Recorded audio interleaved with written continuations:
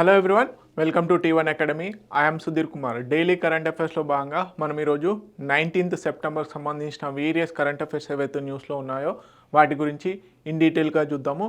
ముందుగా question of the డేలో భాగంగా నిన్నటి క్వశ్చన్కి ఈరోజు ఆన్సర్స్ చూస్తాం కానీ. సో క్వశ్చన్ ఏంటో చూద్దాం. క్వశ్చన్ వచ్చేసి మనకి who has begun her second term as the executive director of United Nations women. United Nations ఉమెన్కి సంబంధించి సెకండ్ డైరెక్టర్గా ఎవరు నిర్వహిస్తున్నారు అని అడుగుతున్నాడు. Option A Amina Mohammed, option B doctor Sima Bahous, option C Mlambo Ngcuka, option D Kristalina Georgieva. మనకి ఎవరు second term United Nations women executive డైరెక్టర్గా వర్క్ చేస్తున్నారు అంటే సీమా బహోస్ గారు సెకండ్ టర్మ్ ఎన్నుకోవడం జరిగింది. Option B is the correct answer. Let's the question of the డేలో భాగంగా టుడే క్వశ్చన్. ఈ క్వశ్చన్కి ఆన్సర్ మీరు బేసిక్గా కామెంట్ సెక్షన్లో తెలియజేయండి. క్వశ్చన్ ఏంటి? What is India's rank in the global innovation index 2025? Global innovation index మనకి world intellectual property organisation release చేయడం జరిగింది. దాంట్లో 2025లో ఇండియా యొక్క ర్యాంక్ ఎంత అని అడుగుతున్నాడు. Option A 42nd rank, option B 40th rank, option C 38th rank, option D 36th rank. దీనికి సంబంధించిన ఆన్సర్ మీరు కామెంట్ సెక్షన్లో తెలియజేయండి. Okay, let's see the topics. Today topics కనుక చూసుకున్నట్లయితే గుస్సాడి డ్యాన్స్ న్యూస్లో ఉండడం జరిగింది. సో ఎవరు బేసిక్గా పర్ఫార్మెన్స్ చేస్తారు ఏంటి అనేది చూద్దాము. నెక్స్ట్ వెనుజులాలో పైలట్ ప్రాజెక్ట్స్ అనేవి ఇండియా కండక్ట్ చేయడం జరుగుతుంది. ఆ ప్రాజెక్ట్స్ ఏంటి అనేది చూద్దాము. నెక్స్ట్ బిర్హో ట్రైబ్ ఎందుకు న్యూస్లో ఉంది, ఈ బిర్హో ట్రైబ్ యాక్చువల్లీ ఎక్కడ ఉంటుంది అనేది చూద్దాము. నెక్స్ట్ వచ్చేసి స్టార్ సూపర్సోనిక్ టార్గెట్ మిసైల్ని డెవలప్ చేయడం జరిగింది. ఏ సంస్థ డెవలప్ చేసింది, దేనికి సంబంధించిందని చూద్దాము. నెక్స్ట్ జంగల్ వార్ఫేర్ స్కూల్ కూడా న్యూస్లో ఉండడం జరిగింది. National policy on geothermal energy 2025 కూడా న్యూస్లో ఉంది. సో దాని యొక్క ఫీచర్స్ ఏంటి అనేది చూద్దాం. నెక్స్ట్ బీమా సుగమ్ అనేది కూడా న్యూస్లో ఉంది. నెక్స్ట్ వచ్చేసి అన్నబు కరంగల్ స్కీమ్ కూడా న్యూస్లో ఉంది. అదేవిధంగా ఏఐ బేస్డ్ ఆడిట్ సిస్టమ్ తీసుకురాబోతున్నారు. ఎందుకు తీసుకొస్తున్నారు, artificial intelligence based audit system అనేది కూడా చూద్దాము. నెక్స్ట్ యాత్రి సేవా దివాస్ 2025. యాత్రి సేవా దివాస్ 2025 ఎవరు సెలబ్రేట్ చేశారు, ఎందుకు సెలబ్రేట్ చేశారు అనేది కూడా చూద్దాం. Let's see the first current affair. Gussadi dance మనకి 78th లిబరేషన్ డేలో భాగంగా మనకి 78th liberation day, Telangana liberation డేలో భాగంగా గుస్సాడి డ్యాన్స్ని పర్ఫార్మెన్స్ చేయడం జరిగింది. సో బేసిక్గా ఈ గుస్సాడి డ్యాన్స్ని ఎవరు పర్ఫార్మెన్స్ చేస్తారు అంటే రాజ్గోండ్ ట్రైబ్, తెలంగాణకు సంబంధించినటువంటి రాజ్గోండ్ ట్రైబ్ ఏదైతే ఉందో వారు బేసిక్గా నెమలిలు ఉంటాయి, పికాక్స్ ఉన్నటువంటి హెడ్ గేర్ను ధరించి ఈ గుస్సాడి డ్యాన్స్ని చేయడం జరుగుతుంది. మనకి 78th Hyderabad liberation day, September 17th Hyderabad liberation డేగా పేర్కొంటారు. సో బేసిక్గా ఆ రోజు సెలబ్రేషన్లో భాగంగా దీన్ని పర్ఫార్మెన్స్ చేస్తారు ఈ గుస్సాడి డ్యాన్స్. సో రాంజీ గోండ్లకు పెట్టింది పేరు ఈ గుస్సాడి డ్యాన్స్. ప్రధానంగా మీరు ఏదైనా కల్చరల్ యాక్టివిటీస్, గవర్నమెంట్కి సంబంధించినటువంటి కల్చరల్ యాక్టివిటీస్ చూస్తే ఖచ్చితంగా ఈ గుస్సాడి డ్యాన్స్ అనేది ప్రదర్శించడం జరుగుతుంది. టు ఎన్హాన్స్ అవర్ కల్చర్ అంటే షోకాజ్ అవర్ కల్చర్ అన్నమాట. Okay, performed by the Rajgond tribe of Adilabad, Telangana. Also Maharashtra, మనందరికి తెలుసు మహారాష్ట్ర బార్డర్లో కూడా ఈ రాజ్గోండ్ ట్రైబ్స్ ఉండడం జరుగుతుంది. వాళ్ళు ప్రత్యేకించి ఈ గుస్సాడి డ్యాన్స్ని పర్ఫార్మెన్స్ చేయడం జరుగుతుంది. Large groups called Dandari. Okay, అదేవిధంగా స్మాల్ గ్రూప్స్ కాల్డ్ గుస్సాడి. గుర్తుపెట్టుకోండి, పెద్ద గ్రూప్ ఉన్నట్లయితే, పెద్ద గ్రూప్ ఆఫ్ పీపుల్ ఉండి దాన్ని పర్ఫార్మెన్స్ చేస్తే దాన్ని దండారి డ్యాన్స్ అని కూడా పిలవడం జరుగుతుంది. స్మాల్ పీపుల్ ఉంటే గుస్సాడిగా పిలవడం జరుగుతుంది. Cloth dye with in saffron and turmeric. Okay, turbans decorated peacock feathers ఏవైతే ఉంటాయో వాటిని హెడ్ గేర్ లాగా ధరించి ఈ గుస్సాడి డ్యాన్స్ని రౌండ్గా పెద్ద పెద్ద డోళ్ళతోని వాయిస్తూ ఒక స్టైలిష్గా చేయడం జరుగుతుంది అన్నమాట. ఓకే, డప్పు, తుమ్ముడు అండ్ పీప్రి, కొలి, కమ్ము ఏవైతే ఉన్నాయో ఇవన్నీ కూడా ఇన్స్ట్రుమెంట్గా వాడడం జరుగుతుంది. అదేవిధంగా ఈ డ్యాన్స్కి రికగ్నేషన్స్లో భాగంగా కనకరాజు అనే వ్యక్తికి పద్మశ్రీ అనేది రావడం జరిగింది. 2021లో కనకరాజు అనే వారికి పద్మశ్రీ అవార్డు కూడా రావడం జరిగింది. Okay, this is all about Gussadi dance. ఎవరు నిర్వహిస్తారు అనేది చాలా ఇంపార్టెంట్. దీంట్లో లార్జ్ గ్రూప్ ఆఫ్ పీపుల్ని ఏమంటారు, స్మాల్ గ్రూప్ ఆఫ్ పీపుల్ని ఎవరేమంటారు అనేది కూడా గుర్తుపెట్టుకోండి. Okay, let's see another current affair. వెనుజులాలో ఇండియా యొక్క పైలట్ ప్రాజెక్ట్స్ అనేవి స్టార్ట్ చేయడం జరిగింది హెల్త్ కేర్ సెక్టార్లో, ఫార్మస్యూటికల్స్లో. టు ఇంక్రీజ్ వెనుజులాస్ ఇంపోర్ట్స్ అంటే బేసిక్గా ఇండియా నుంచి ఎక్స్పోర్ట్ అయ్యేటువంటి ఏవైతే వస్తువులు ఉంటాయో వాటిని పెంచేందుకోసం అని చెప్పేసి కోఆపరేషన్స్లో భాగంగా మనకి సౌత్ అమెరికన్ కాంటినెంట్కి సంబంధించినటువంటి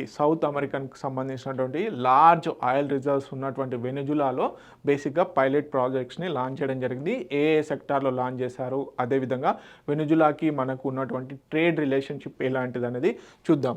okay, let's see. Collaboration on pilot projects in agriculture, pharmaceuticals and digital public infrastructure. So bilateral trade ఏ విధంగా ఉంది, 24-25లో కనుక చూసుకున్నట్లయితే $1.8 బిలియన్ ఉంది. ఇండియన్ ఎక్స్పోర్ట్స్ వచ్చేసి 216 మిలియన్ ఉండడం జరిగింది. ఇండియన్ ఇంపోర్ట్స్ వచ్చేసి 1.6 బిలియన్ ఉంది. ఇండియా ఇంపోర్ట్సే ఎక్కువగా ఉండడం జరిగింది. ఎందుకు? ప్రధానంగా అంటే oil imports. Okay, back bone pharma cooperation ప్రధానంగా చూసుకున్నట్లయితే ఫార్మాసిటికల్లో ఈ పైలట్ ప్రాజెక్ట్స్ అనేవి చేయడం జరుగుతుంది. So back bone of India's exports 40% of the Venezuela's needs. Okay, $110 million worth of pharma products supplied plus vaccines, essential medicines on grant కింద పంపించడం జరిగింది. సో ఈ విధంగా పైలట్ ప్రాజెక్ట్స్ చేస్తూ వెనిజులాతోని కోఆపరేషన్ పెంచి బేసిక్గా మన యొక్క అగ్రికల్చర్ అండ్ ఫార్మాసిటికల్ డిమాండ్ని పెంచాలని చూస్తున్నారు. సో మనం వెనిజులాకు సంబంధించినటువంటి జియోగ్రాఫికల్ ఫీచర్స్ కనుక చూసుకున్నట్లయితే northern south America country. Okay, borders with Caribbean and Atlantic ocean. Okay, so బేసిక్గా కీ ఫీచర్స్ ఏంటి అంటే Orinoco belt rich in heavy crude oil. Okay, ఈ బెల్ట్ ఏదైతే ఉందో ఇది బేసిక్గా క్రూడ్ ఆయిల్కి చాలా పెట్టింది పేరు. అదేవిధంగా లేక్ మరా కైబో ఏదైతే ఉందో largest lake in Latin America. Okay, this is all about Venezuela. So ప్రధానంగా ఇప్పుడు బేసిక్గా అక్కడ ఫార్మాసిటికల్ రిలేటెడ్ పైలట్ ప్రాజెక్ట్స్ అనేవి చేయడం జరుగుతుంది to boost India's exports to the Venezuela. Okay, let's see another current affair. Birhor tribe. So ఇది మనకి జార్ఖండ్లో ఉండడం జరిగింది. ఓకే, జార్ఖండ్లో ఉన్నటువంటి 8 పర్టికులర్లీ వల్నరబుల్ ట్రైబల్ గ్రూప్స్లో ఈ గ్రూపు ఒకటి. ఓకే, సో మనకి జార్ఖండ్ రాష్ట్రంలో 8 పర్టికులర్లీ వల్నరబుల్ ట్రైబల్ గ్రూప్స్ ఉండడం జరిగింది. ఆ 8లో మనకి ఈ బిర్హోర్ ట్రైబ్ అనేది ఒకటనమాట. సో వీరు బేసిక్గా సెమీ నొమాడిక్ అంటే సంచార జాతుల కిందికి రావడం జరుగుతుంది. సో వీరు చాలా తక్కువ, వాళ్ళతో పోల్చుకున్నప్పుడు చాలా తక్కువగా సంచారం చేస్తూ ఉంటారు. ఉన్న చోటే తటస్థంగా ఉంటారు, లేకపోతే వెళ్ళిన దగ్గర కొన్ని సంవత్సరాలు బేసిక్గా సెటిల్ అయి ఉంటారనమాట. సో సెమీ నొమాడిక్ ట్రైబ్ అనమాట, ఎక్కడ జార్ఖండ్లో ఉండడం జరుగుతుంది. ఇప్పుడు ఎందుకు కరెంట్ అఫైర్లో ఉందంటే మొట్టమొదటిసారిగా ఈ బిర్హోర్ ట్రైబ్కి సంబంధించినటువంటి ఒక తాండాకి ఎలక్ట్రిఫికేషన్ అనేది జరిగింది. సో అందుకని చెప్పేసి న్యూస్లో ఉండడం జరిగింది. స్వాతంత్రం వచ్చిన తర్వాత యాక్చువల్లీ వీళ్ళకు ఉన్నటువంటి సోర్సెస్ ప్రకారం 80 ఇయర్స్లో బేసిక్గా ఇప్పటివరకు ఎలక్ట్రిఫికేషన్ అనేది లేదు. కాకపోతే ఉజ్వల యోజన ఏదైతే ఉందో దాని కింద బేసిక్గా ఫుల్వారియా ఏదైతే ఉందో ఫుల్వారియా అనే ప్లేస్కి 550 రెసిడెంట్స్ ఉంటారు. ఆ తాండాలో బేసిక్గా వీరికి ఎలక్ట్రిఫికేషన్ అనేది జరిగింది. అందుకని చెప్పేసి న్యూస్లో ఉంది కాబట్టి కంపల్సరీగా చూసుకోవాలి. ట్రైబ్స్ గురించి మనము social issues, society point of వ్యూలో కూడా క్వశ్చన్స్ అడుగుతారు.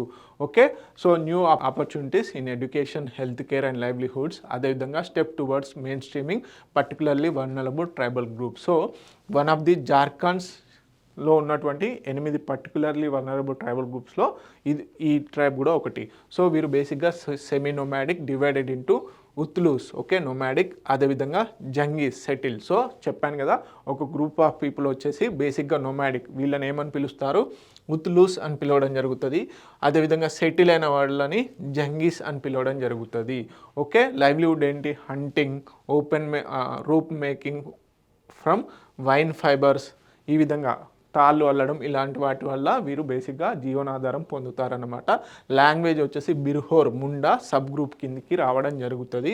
ఓకే, మెనీ బైలింగ్వల్లో కూడా చేయడం జరుగుతుంది. సో క్లాన్ బేస్డ్ సొసైటీ అన్నమాట. So this is all about Birhor tribe. So బేసిక్గా వీరు జార్ఖండ్కి సంబంధించినటువంటి ట్రైబ్. అదేవిధంగా మన దేశంలో అత్యధికంగా పర్టికులర్లీ వల్నరబుల్ ట్రైబల్స్ గ్రూప్స్ ఉన్నటువంటి రాష్ట్రం ఏది అంటే ఒడిస్సా. ఓకే, నెక్స్ట్ కనుక చూసుకున్నట్లయితే మనకి star supersonic target missile. So బేసిక్గా 2 వేరియంట్స్లో దీన్ని డెవలప్ చేయనున్నారు. సో దీనికి సంబంధించినటువంటి టెస్ట్ ట్రయల్స్ చేయడం జరిగింది.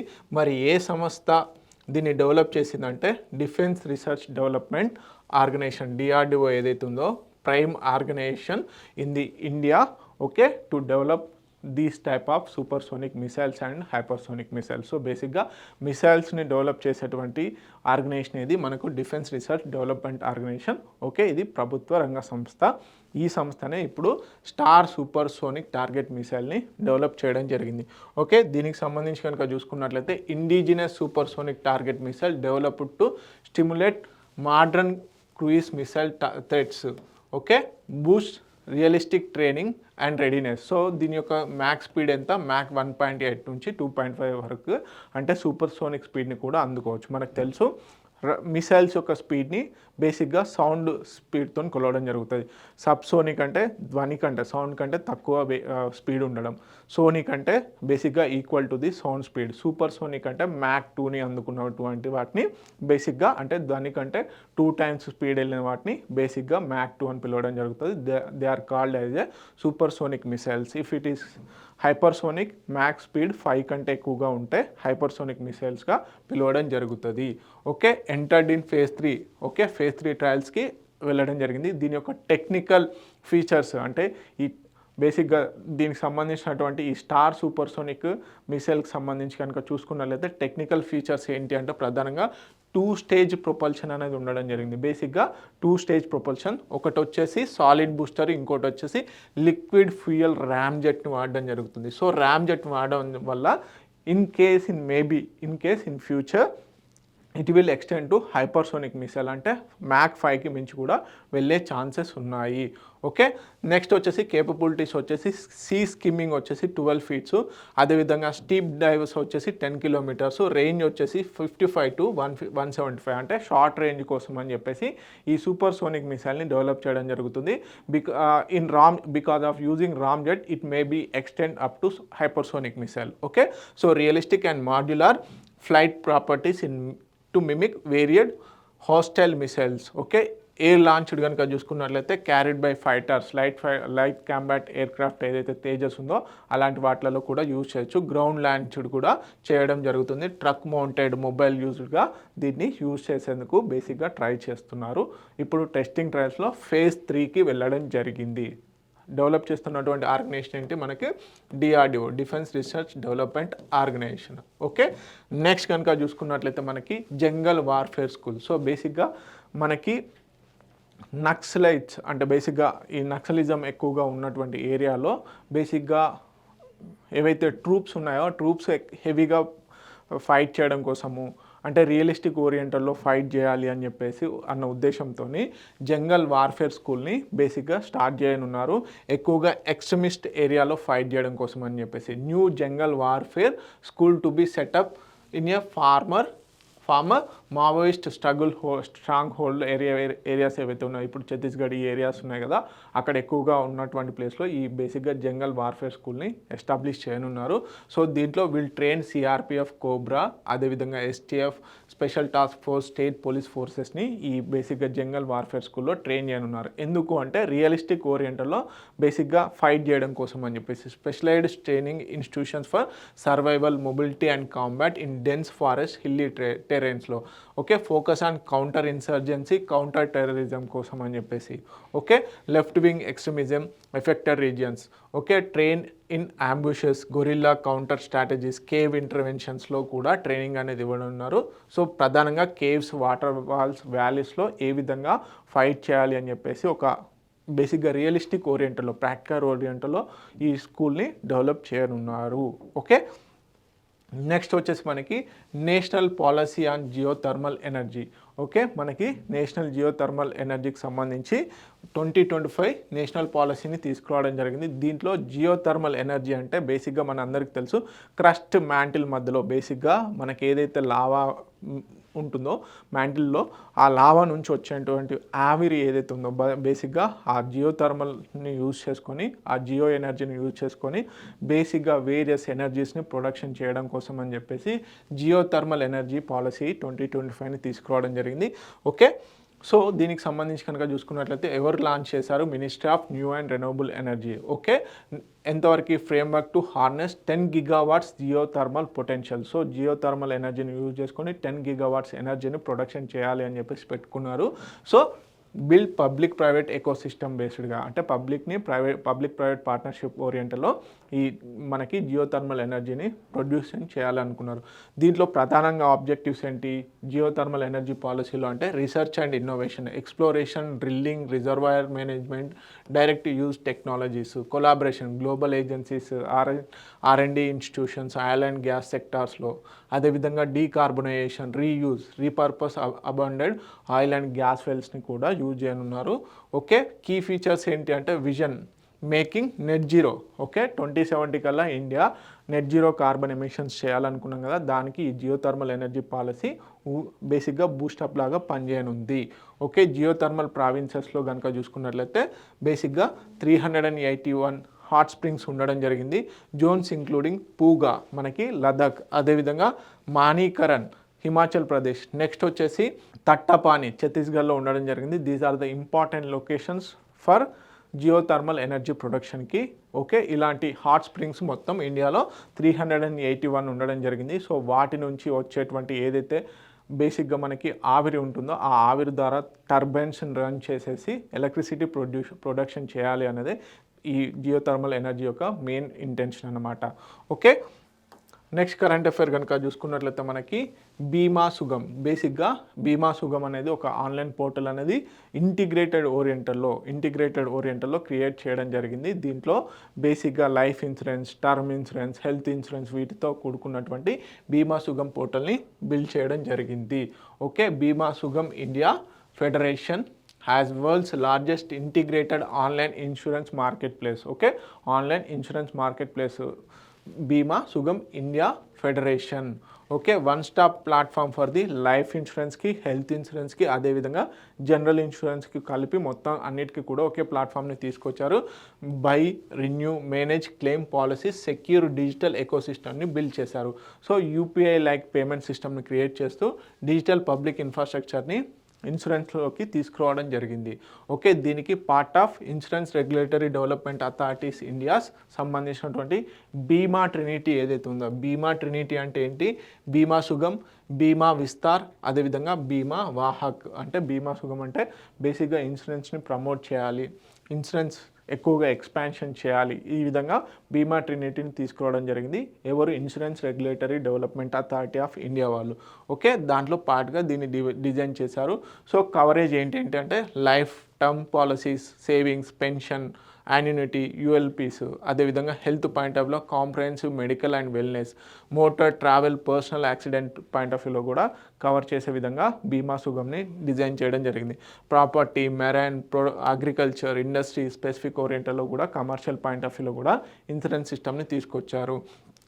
Okay, 10th largest market insurance point of వ్యూలో.